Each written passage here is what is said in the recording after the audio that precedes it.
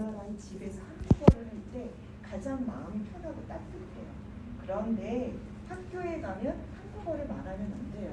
왜냐하면 친구들이 못 알아듣는 것뿐만 아니라 친구들이 내가 영어를 못한다고 무시하니까 나는 밖에서는 언제나 영어로 말을 하고 사람들과 영어로 생활을 해요. 근데 이 아이의 발을 보니까 발에는 또 다른 언어가 있는 거예요. 발에는 중국어가 있었어요. 그래서 너 왜 발에는 중국어를 썼니? 했더니 이 아이가 자기는 사실은 부모님이 엄마는 한국 사람, 아빠는 중국 사람인데 아빠랑 같이 살지 않았어요. 엄마가 이제 이민을 가서 살았는데 이 아이는 이 발이 이 아이에게는 미래를 의미했어요. 그래서 내가 조금 더 커서 내 발로 걸어 나갈 수 있으면 아빠가 있는 중국에 가서 중국어를 배우고 싶어요. 라고 아이가 표현을 했는데 아이들은 이제 그런 식으로 모국어, 그러니까 언어에 대해서 표현하는 거예요. 그래서 이 아이가 여러 개의 다중 언어를 사용하고 있고 배우려는 마음이 있지만 아이에게 벌써 나타난 건 한국어는 아이에게 플러스 언어가 아닙니다. 이 아이가 생각할 때 마이너스예요. 엄마랑 좋은 유대관계가 있기는 하지만 그 언어가 사회적으로는 내가 인정받지 못한다라고 생각하기 때문에 그 언어를 막는 거예요. 또 내 모국어가 아닌 영어이지만 얘가 생각할 때 이 영어는 플러스 언어를 잘하면 사회에서 인정받고 좋은 걸 할 수 있는 언어예요. 그래서 그런 생각들을 갖고 있는 것을 찾는 그런 연구들이 있는데 여러분들도 우리가 이제 간단하게 이런 건 해봤지만 사실은 이거를 조금 더 아마 분석하면 조금 더 재밌는 게 이게 노트북으로 연결해서 자꾸 끊기네. 그런 것들을 알 수가 있습니다. 그래서 우리가 처음에 이거를 시작한 것은 이렇게 다중언어에서는 우리가 알고 있는 것처럼 완전히 경계가 나누어지는 언어들을 어떻게 학습할 것이냐를 우리가 공부하는 것이 아니라 이미 우리 주변에 또 나에게 다중언어가 다 들어와 있어요. 그 언어들이 어떻게 움직이고 어떻게 나를 만들어가는지 또 내가 만나는 학습자를 이제 교육학을 한다면 학습자들에게 이 학습자를 형성한 언어가 무엇인지 이 학습자의 정체성이 이 언어 때문에 어떻게 구성되어 있는지 이런 것들을 좀 같이 고민을 해보면 좋을 것 같습니다. 그러면 이제 우리 다중언어에 대해서 이야기 시작할게요. 아마 이게 데스크탑이 지금 수리 중이라서 노트북을 갖다 놨나 봐. 그래서 조금 불편하긴 한데 어쩔 수 없죠. 제가 그렇지 않지만 노트북 때문에 여기 앉아서 수업을 진행하도록 하겠습니다. 그리고 제가 수업 중에 보여드리는 이 슬라이드는 수업이 끝난 후에 우리 LMS에다가 올려놓을 거예요. 그러니까 굳이 여러분 따로 뭐 찍거나 그러지 않아도 괜찮습니다. 보면서 이해하시면 될 것 같아요. 제 목소리 잘 들리세요? 마이크를 써볼까? 왠지 멋있어 보이잖아요. 네, 그러면 한번 해보도록 하겠습니다. 다중언어학의 이해에서 오늘 개념, 역사, 그리고 사회적 맥락에 대해서 할 거고 아까 우리가 해봤던 그 패들에서 답변하게 써놓은 것들이 저는 오늘 여러분에게 여러분이 다른 건 기억 못하더라도 그거에서 내 주변에 나랑 같이 수업 듣는 친구들이 굉장히 다양한 언어로 형성된 사람이구나 이거를 좀 깊이 있게 생각해보는 시간이 되면 좋을 것 같아요. 오늘은 다중언어 현상의 개념적 이해 그리고 유형 분류에 대해서 보겠습니다. 아주 간단한 것들부터 한번 시작해 볼 거예요. 다중언어학은 어떻게 발전을 해왔는지 그리고 거기에서 인지실용학과 어떠한 유관 관계가 있는지 볼 거고 마지막으로는 이 다중언어 현상의 사회문화적 맥락 그리고 전체적으로 쭉 한번 훑어볼 거예요. 아마 다음 주부터 우리 본격적으로 습득 이론이나 이런 것들을 좀 꼼꼼하게 짚을 예정이니까 저는 전체적인 흐름들을 좀 방향들을 같이 알아보도록 하겠습니다. 잘 들려요? 마이크 하는 거? 마이크라니까 목소리가 더 예쁘지 않아요? 그렇죠? 자 보겠습니다. 먼저 다중언어 현상의 개념적 이해와 유형 분류에서 다중언어라는 개념을 이해할 때 가장 기본적인 건 다중언어가 무엇인가 또 그 앞서 이중언어란 무엇인가 라는 부분을 좀 보면 좋을 것 같아요. 이중언어, 바이링구얼리즘 이렇게 하는데 쉽게는 두 개의 언어를 구사하는 개인의 능력이라고 정의를 합니다. 이미 여러분이 잘 알고 있을 것 같아요. 그래서 옆에 그래프를 보면 국내 거주 외국인 주민 현황 해서 최근에 행정안전부의 자료인데 한국은 외국인 주민들이 굉장히 빠른 속도로 증가하고 있고 이것은 아까 외국인 주민이 아니더라도 한 사람 한 사람에게 여러 가지 언어들이 있었는데 외국인들이 많아지기 시작하면서 이러한 여러 언어들이 함께 있는 것이 폭발적으로 증가한다라는 것들을 좀 볼 수 있습니다. 또 그래프 아래에서 보면 한국 국적을 가지지 않은 사람들이 상당히 늘어나고 있고 그 중에서도 외국인 근로자, 외국 국적 동포, 유학생, 결혼이민자, 기타가 있는데요.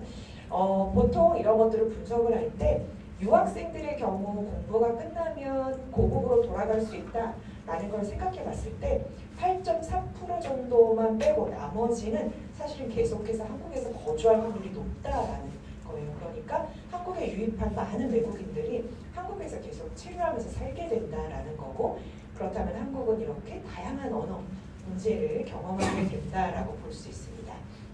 이중 언어를 바라보는 관점은 크게 두 가지로 나눌 수가 있어요. 하나는 최상론, 최대론이라고도 하고요. 그다음에 또 하나는 최소론이라고도 합니다. 어떻게 번역하냐는 학자마다 조금씩 다르기는 하지만 첫 번째는 굉장히 엄격하게 이중 언어를 좀 나누어 보는 거예요. 그래서 제5국어, 제1언어를 뺀 나머지 학습하게 된 제2 언어를 거의 모와 같은 수준으로 말해야만 그것이 이중 언어다라고 보는 게 굉장히 엄격한 기준의 최상론의 입장이라고 볼 수 있습니다. 따라서 이 최상론의 기준으로만 본다면 우리에게는 이중언어 화자를 찾기가 좀 어려워질 수도 있어요. 우리 교실에서는 근데 한국에서 이렇게 석사과정을 공부할 정도로 한국어와 자기 모국어 두 개를 다 잘하는 사람들이 많이 있긴 하지만 일반적으로는 두 개 언어를 다 비슷한 수준으로 통달한 사람들을 찾기가 그리 쉽지는 않죠. 그래서 최상론으로 보면 이중언어 화자를 발견하는 게 조금 쉽진 않고 그런데 보통 사람들 그러니까 일반적으로 사람들이 이중언어 화자라고 한다면 기대하는 바는 최상론에 속해요. 두 개 다 완벽하게 하는 사람들 아니야? 라고 하는 경우가 조금 일반적인 그런 경우가 많습니다. 그런데 밑에 최소론은 그렇지 않아요. 모국어를 뺀 나머지 언어들을 최소한의 지식만으로만 알고 사용할 수 있어도 이중언어 화자에 속한다라고 보는 겁니다. 최근의 경향은 여기로 좀 많이 오고도 있어요. 그래서 듣기 말하기 읽기 쓰기 같은 것들이 동등하게 다 원어민 하나처럼 오르진 않지만 말하기 듣기 같은 구어들을 좀 비슷한 수준으로 한다거나 아니면 읽기 쓰기 같은 것들 적당히 그거보단 못하지만 이해하고 알아들을 수 있을 정도거나 이렇게 된다라고 봤을 때에도 이중 언어에 속한다라고 봅니다. 그래서 아마 처음에 우리가 여러분들이 답변하게 올려서 여러 가지 나는 5개의 언어를 쓸 수 있다, 6개의 언어를 쓸 수 있다, 다중 언어에 속한다라고 우리가 개념 지을 수 있는 건 이렇게 최소론의 입장에 속하겠죠. 그럴 정도만 돼도 이 사람은 외국어 부사자이다라고 합니다. 그래서 이 최소론의 입장으로 가야 아래에 있는 것처럼 학습을 통해 얻은 제2 언어도 역시 나의 이중 언어에 속한다라고 좀 정의를 할 수 있습니다. 그래서 이런 기준으로 우리는 본다라고 할 수 있고요. 물론 여전히 만학자들이 위에 있는 것처럼 두 개가 완벽한 수준으로 가야 된다라고 주장하는 사람들이 여전히 있지만 또 많은 사람들은 그렇지 않다라는 큰 개념을 같이 보면 좋을 것 같습니다. 자, 그러면 이중 언어는 이렇게 두 개의 언어만 하는 건데 바로 다중 언어, 우리가 이제 주로 살펴보게 될 다중 언어는 두 개 이상의 언어예요.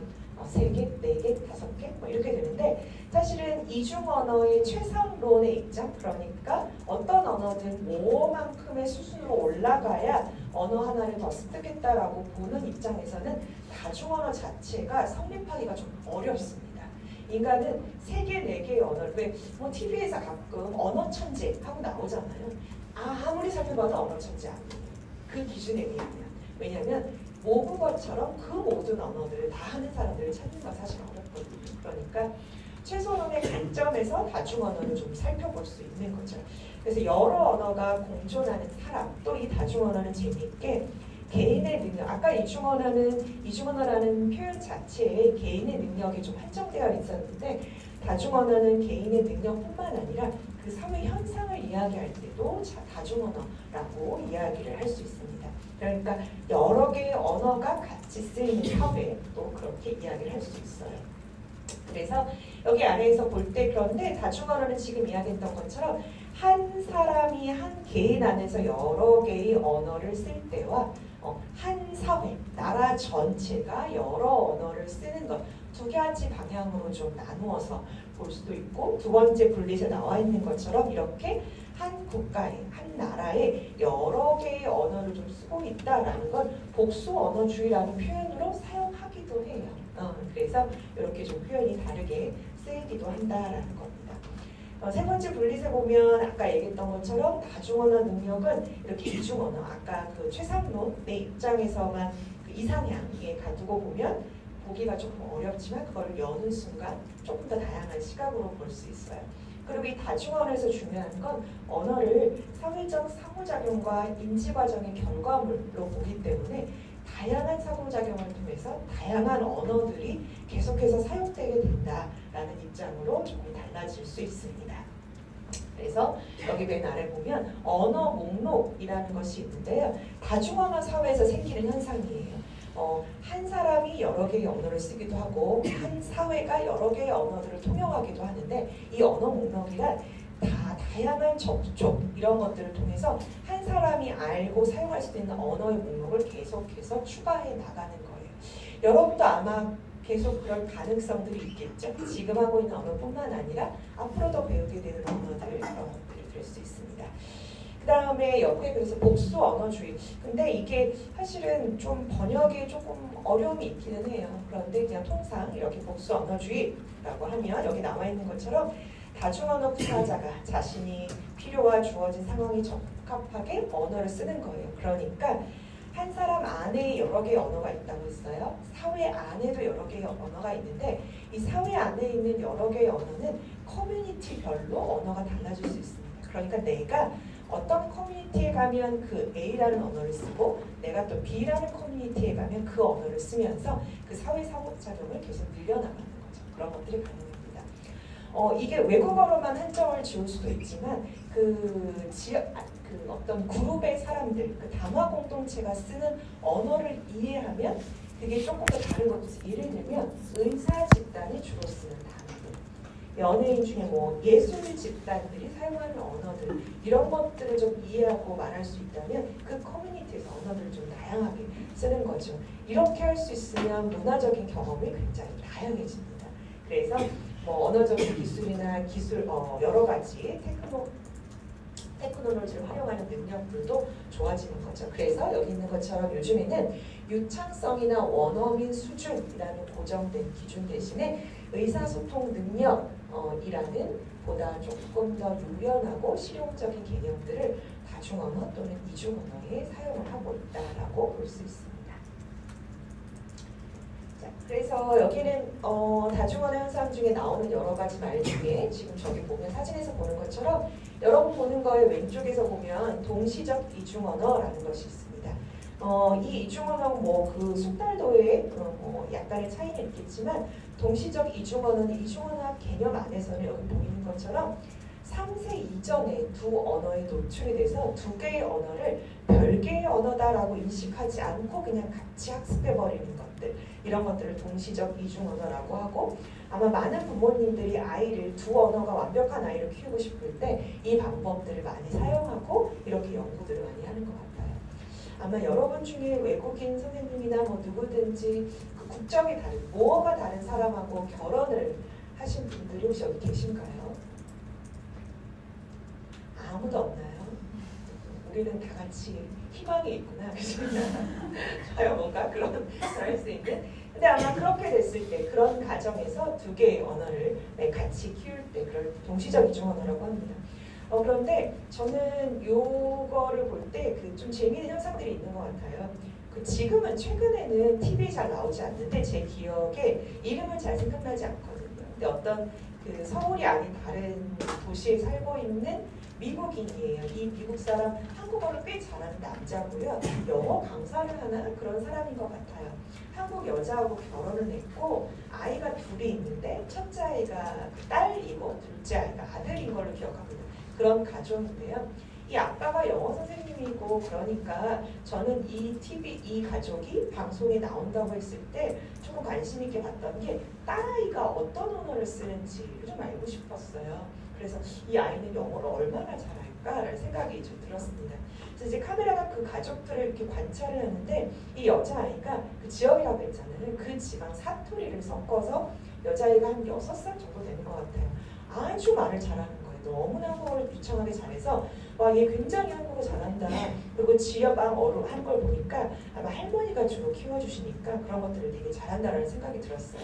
근데 어느 날 아빠가 엄마하고 이 남자가 아내하고 고민을 이야기하는데 무슨 얘기를 하냐면 우리 애가 영어를 너무 못해 라고 고민을 이야기하는 거예요. 그래서 그러면 안 되지. 이제 6살이니까 영어도 좀 할 줄 알아야지. 영어 유치원도 다니는데 막 이런 얘기를 하면서 아빠가 어떤 계획을 세웠냐면 이제 나는 집에서 영어로 말해야겠어. 우리 아이들 영어 가르쳐야 하니까 라고 했습니다. 그래서 아빠가 그 관찰 카메라에 보면 영어로 말하기 시작해요. 애들한테 계속.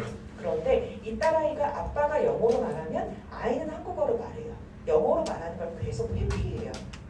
그래서 계속 관찰을 하다가 애가 아빠가 말할 때 대답하는 걸 보니까 영어를 못 알아듣는 건 아닌데 영어를 왜 쓰지 않지? 라고 했어요. 그랬더니 이 아이가 나중에 이제 조금 그걸 관찰한 다음에 그 작가, PD들이 이 아이한테 인터뷰를 다시 했어요.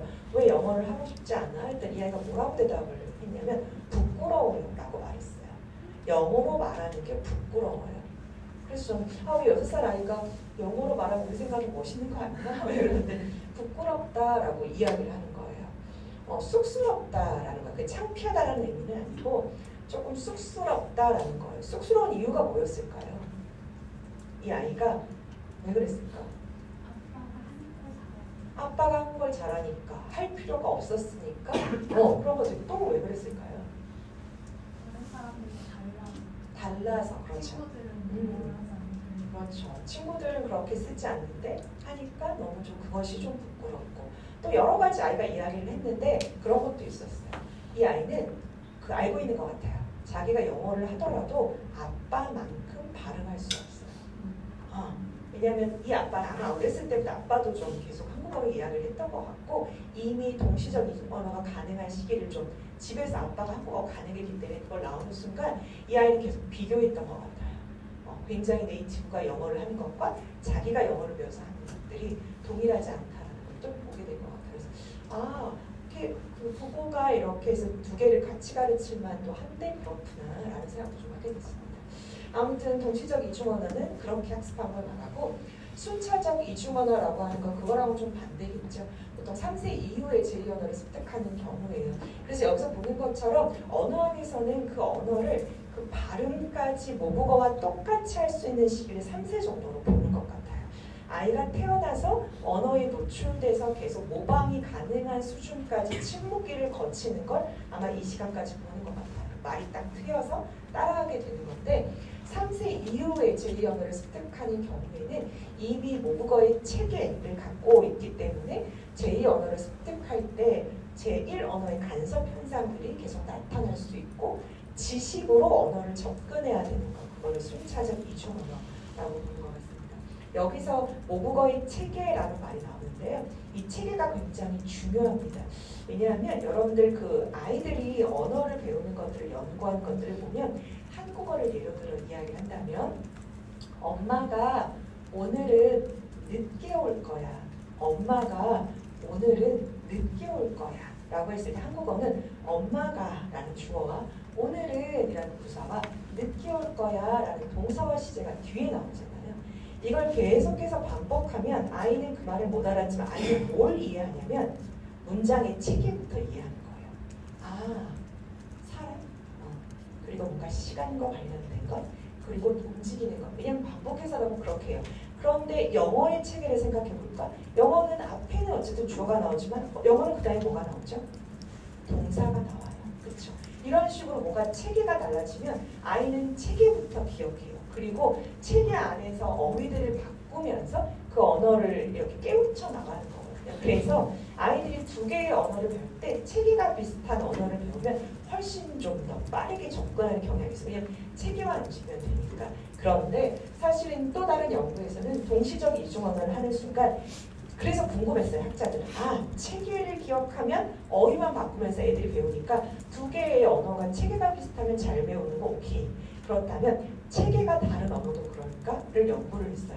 이건 어떨까요? 체계가 다른 언어도 3세 이전이라면 학습이 가능해요.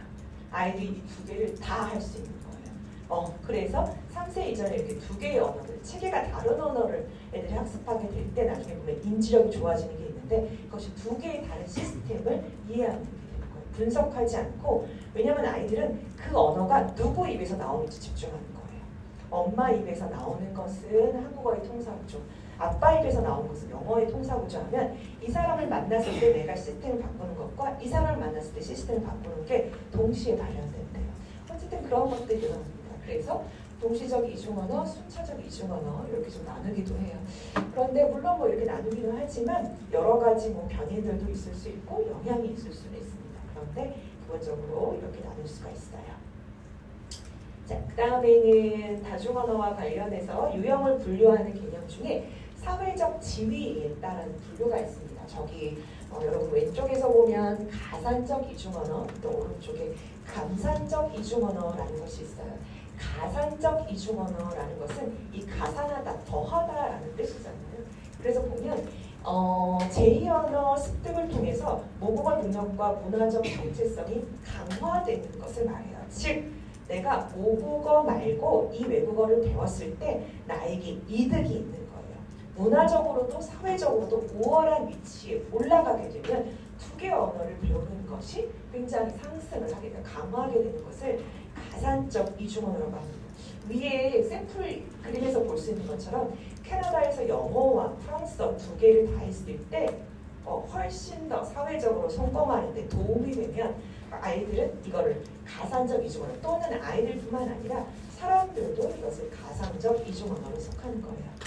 제가 앞서 예를 들었던 진교포 아이, 그 아이는 한국어는 가슴에 있지만 입으로는 영어를 말해야만 하는 아이는 두 개, 그러니까 뭔가 새롭게 배우는 언어, 그걸 반대로 영어를 새롭게 배웠을 때 영어가 가산적 언어가 될 수 있지만 한국어가 이중언어로 가능하다라는 걸 보여주는 순간 이 아이 생각에는 가산적 이중언어가 아닌 거예요. 이것은 내가 도움을 받는 언어가 아니구나 라는 겁니다.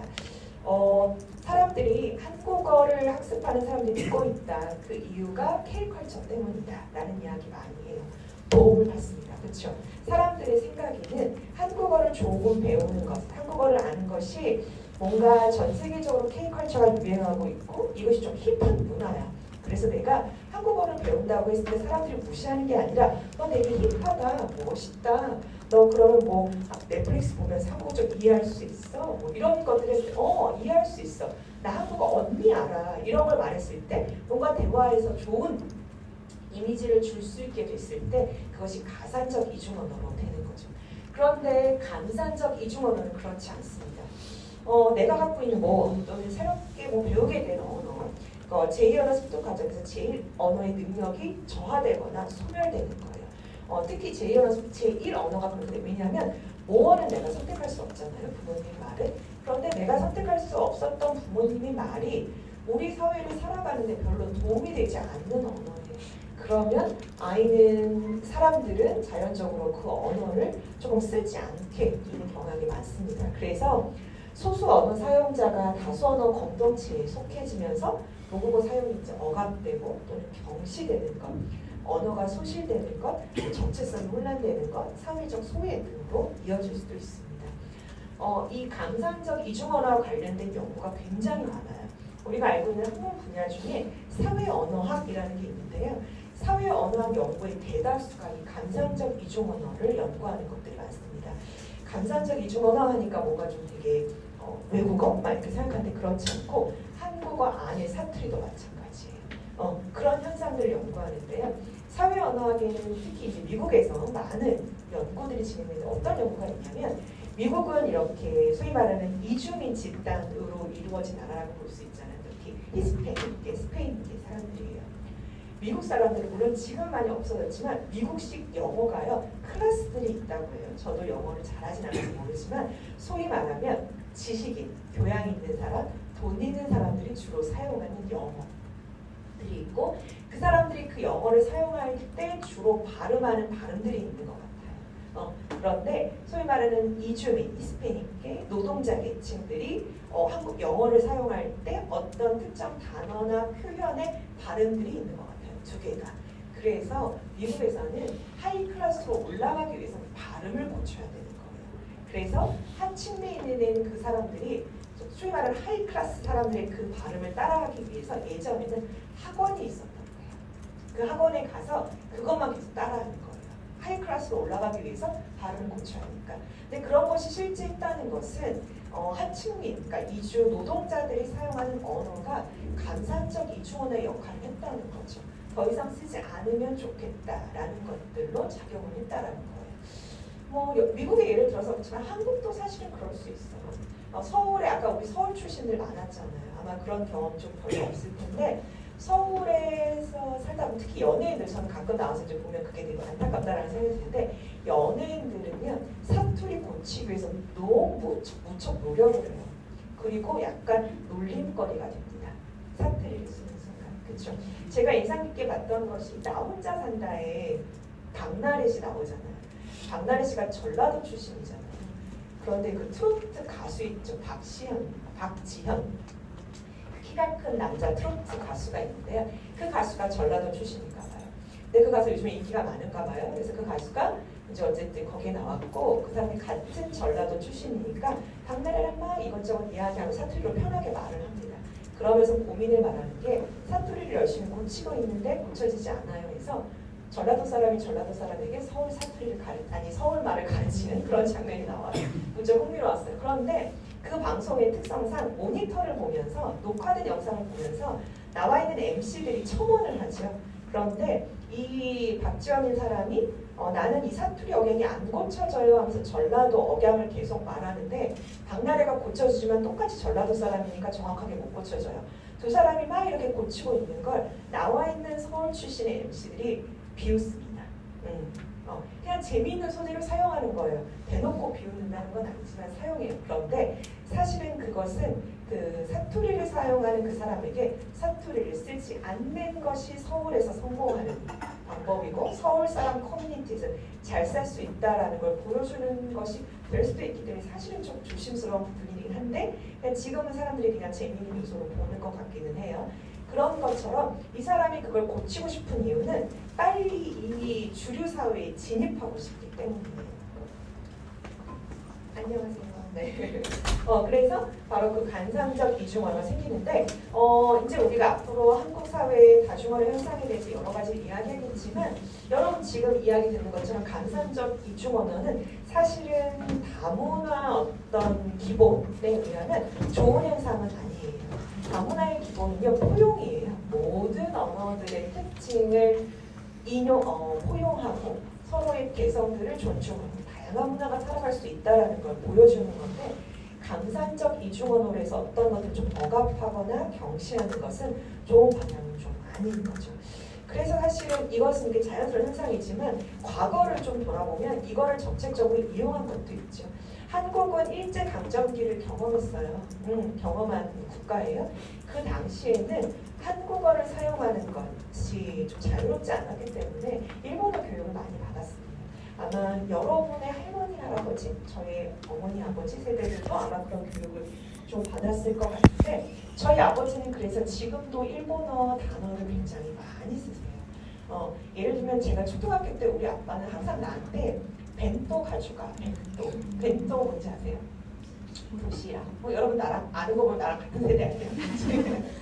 그런 거. 또 아빠는 그런 말도 많이 쓰세요. 아빠 스봉 어디 있지? 스봉 뭔지 아세요? 바지. 네. 그런 일본식 언어들이 남아 있어요. 그 시절에는 오히려 물론 저희 아버지가 일제강점기에 살았던 건 아니에요. 아마 부모님이 그렇게 하셨으니까 이제 배워왔겠죠.